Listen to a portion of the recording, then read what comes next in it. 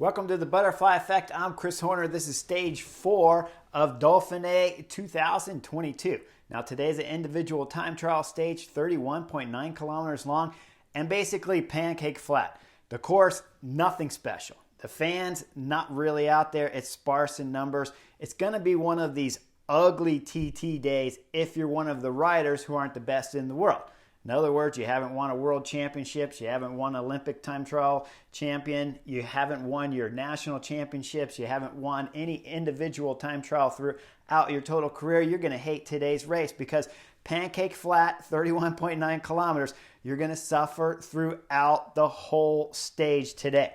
Now, when I was racing for Française des Jeux in the late 90s, I remember going up to Marc Matteo and saying, Matteo, I need a TT bike so I can bring it back home to San Diego and train on it.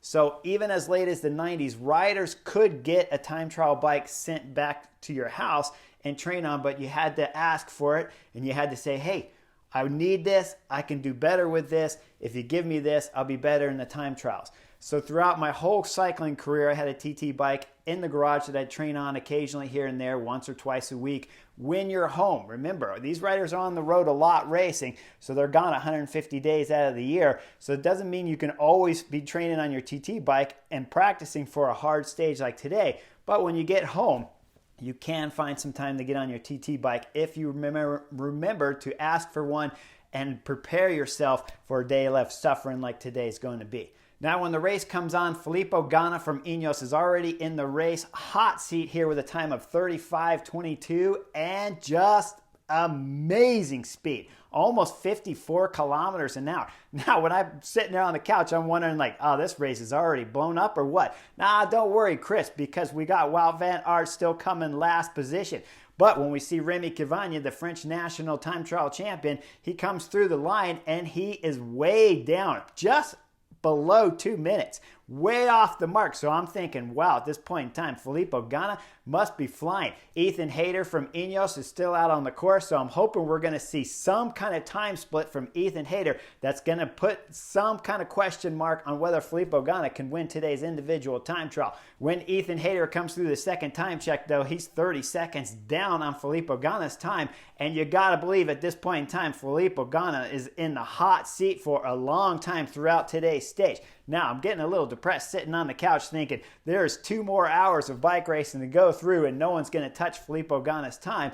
But when Ethan Hayter comes through the finish line, he's only 17 seconds down on the world time trial champion, Filippo Ganna. Now I'm starting to cheer. I'm like, okay, 17 seconds down. Now we just know for sure that this is a fast race out there today. And it's going to be shown by all the speeds, the kilometers per hour. Riders are up around 60 kilometers per hour throughout this whole stage. So Filippo Ganna's time is magical at this point in time, but it's not unbeatable because Wout van Aert, Primož Roglič still haven't left the ramp. Now, today's show, the first 30-40 minutes of the show, it's really the Jonas Vingegaard show because every time the cameras come back to the Jumbo-Visma rider, he is on the pedals, pushing hard and trying to fight for general classification win here. There's a lot of camera time spent with Jonas Vingegaard throughout this first 40 minutes. He's diving through the corners, coming out next to the buildings as tight as possible. He'll cross the line for 4th on the stage, 1 minute and 10 seconds back. Now, while he was out there, Brandon McNulty, UAE Team Emirates, left the ramp and then had bike problems about 10 kilometers into today's individual time trial.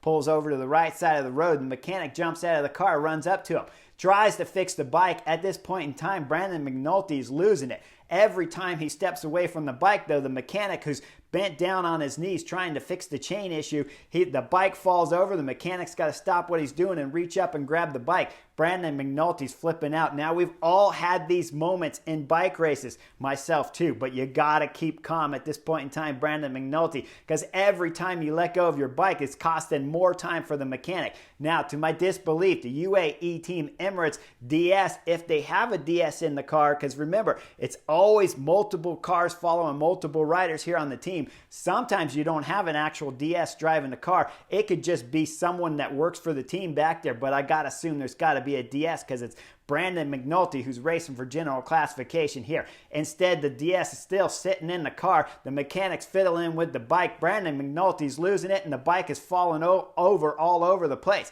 Now the mechanic runs back to the car and gets ready to grab a bike off the roof.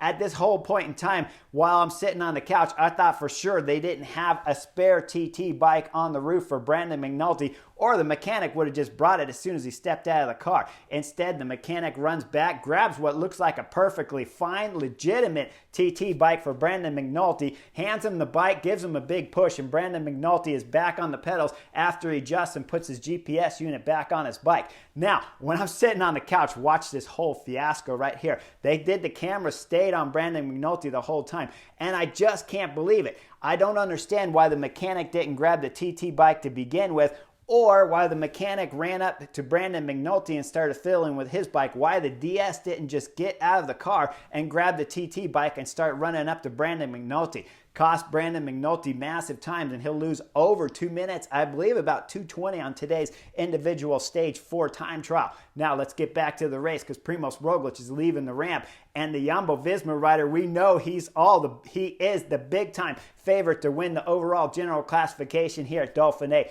Primoz Roglic is looking great on the pedals. He's going through the corners fast, taking maximum risk, but looking solid as he's powering away. Behind it's Dauphiné Gaudu, yesterday's stage 3 winner, that's leaving the ramp. As the FDJ rider's leaving the ramp, he better think about going fast, because just behind him is going to be Wout van Aert. Wout van Aert, the last rider to leave the ramp. We know if there's any chance of anyone beating Filippo Ganna's time, it's got to be the Belgian rider from Jumbo-Visma. Now, I told you guys it was the Jonas Vingegaard show from Jumbo-Visma for the first half of this race, first 35-40 minutes at least. Then it turned into Primoz Roglic. Now it's Jumbo-Visma's back there, Wout van Aert. So if you watch today's 2 hours race, you'll agree with me. It was the Jumbo-Visma show throughout this whole race, because we didn't get much to see of Filippo Ganna's ride from Ineos. Now behind Wout van Aert, he's flying on the pedals, and he's already up on Primoz Roglic by about 18 seconds early in this individual time trial. Primoz Roglic will go through the second time check about 35 seconds back on Filippo Ganna's time.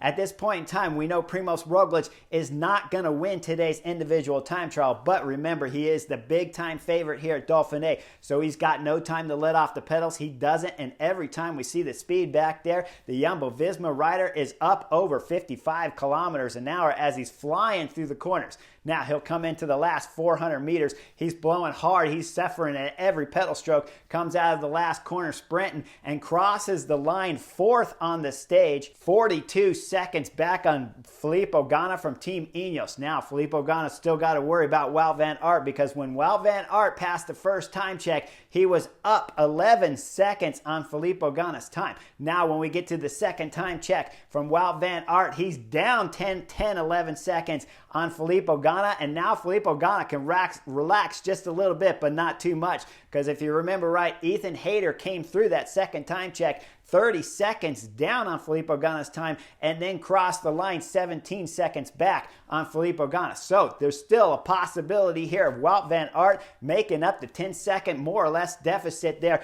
to Filippo Ganna. Wout van Aert's got some extra motivation here on today's stage, because with about 4 kilometers to go, he's getting closer to Dauphiné Gaudu up front and Victor Lafay, who started 2 places in front of him.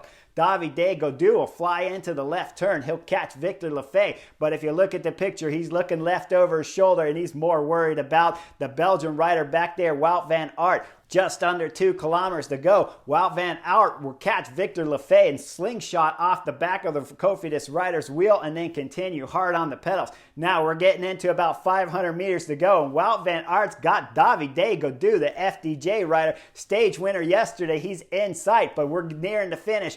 Wout van Aert suffering. Dauphiné Gaudu up front. We see his tongue hanging out. He's doing everything he can to keep the Jumbo-Visma rider off his back wheel and getting caught on today's individual time trial. They'll come out of the last corner with Dauphiné Gaudu still in the lead, sprinting to the finish. Wout van Aert's in the picture though. He's suffering a lot. He starts sprinting to the finish, throws his bike, won't catch Dauphiné Gaudu. He'll finish just behind the FDJ rider, and will lose today's stage by just 2 seconds to Filippo Ganna. back-to-back seconds yesterday, losing to Dauphiné Gaudu. And remember, had he caught and passed Dauphiné Gaudu here on today's individual time trial, like Dauphiné had done to him yesterday, he probably would have won the stage. So even though he made up almost 2 minutes time on Dauphiné Gaudu, you got to believe Wout van Aert has seen red every time he looks at the back of Dauphiné Gaudu throughout this Dauphiné with these next stages to come. Now, up front, when we're talking about the stage when Filippo Ganna, magical time, had to be going so fast throughout today's stage, averaging almost 54 kilometers an hour for 31.9 kilometers. That is impressive time. Wout van Aert, almost just as good, just 2 seconds off. Jonas Vingegaard had a solid ride in the top 10. Primož Roglic had a solid ride to be top of the GC favorites if you leave out Wout van Aert, and I don't know if we can do that just yet. But when we look at the general classification, when we dissect today's stage, of the general classification favorites, you have Ayuso from UAE team members who had a solid ride to make up for Brandon McNulty, his teammates' lack of organization back there with the team director and the mechanic with that terrible bike change. And then when you look at Damiano Caruso from Bahrain Victorious, solid ride here, so he's still up there on the general classification. Ben O'Connor did enough here to leave himself a chance at the victory here at Dauphiné, but other riders back beyond that, when you're talking about Enric Mas, he was about 19th or 20th on today's stage, so he's about 2 minutes off of the race leader, Filippo Ganna, and that means you're 2 minutes back on Wout van Aert. When we dissect the general classification, you look at the top 4 riders, you have Wout van Aert in first, you have Primož Roglic sitting third at 56 seconds, Jonas Vingegaard at 126. That's 3 Jumbo-Visma riders in the top 4 here at Dauphiné after this individual time trial finishes. Now, what's that mean for later stages? The next 2 stages, anything is possible. A break getting away early and gaining enough time to hold off the favorites back there to win the stage. But when we're talking about the weekend races, that's going to be the big deciding factor here at Dauphiné. And with Wout van Aert in the hot seat, that means any of the GC favorites trying to attack Jumbo-Visma, that leaves Jonas Vingegaard and Primož Roglic the ability to just sit back there, relax. They don't have to be aggressive on these mountain stages because Wout van Aert is the race leader here. So anytime Ben O'Connor, Juan Ayuso attack, or Damiano Caruso, who was second at the Giro d'Italia last year, if those GC favorites are attacking here on these big mountains, with this time gap here of Wout van Aert having so much time on all the GC favorites, Primož Roglic, Jonas Vingegaard, they got an armchair ride back there. They can relax. If Wout van Aert says he's good, they can control the pace for Wout van Aert. If Wout is bad, they can follow the attacks there of the GC big favorites here at Dauphiné and just sit on the move, say, hey, I got the Wout van Aert card in my back pocket. I don't have to do anything. And they got tons of time on all the GC favorites with Primož Roglic and Jonas Vingegaard. Wout van Aert, though, most curious thing here going forward is whether or not if he can find those climbing legs that we've seen before at the Tour de France. Didn't look like he had them on yesterday's stage 3. But remember, with each stage passing, Wout van Aert's form's going to get a little better. And he's still got a few more days to this weekend race to start on Saturday in the big mountains and finish on Sunday here at Dauphiné. Make sure you guys like and subscribe, and I'll see you on the next edition of the Butterfly Effect.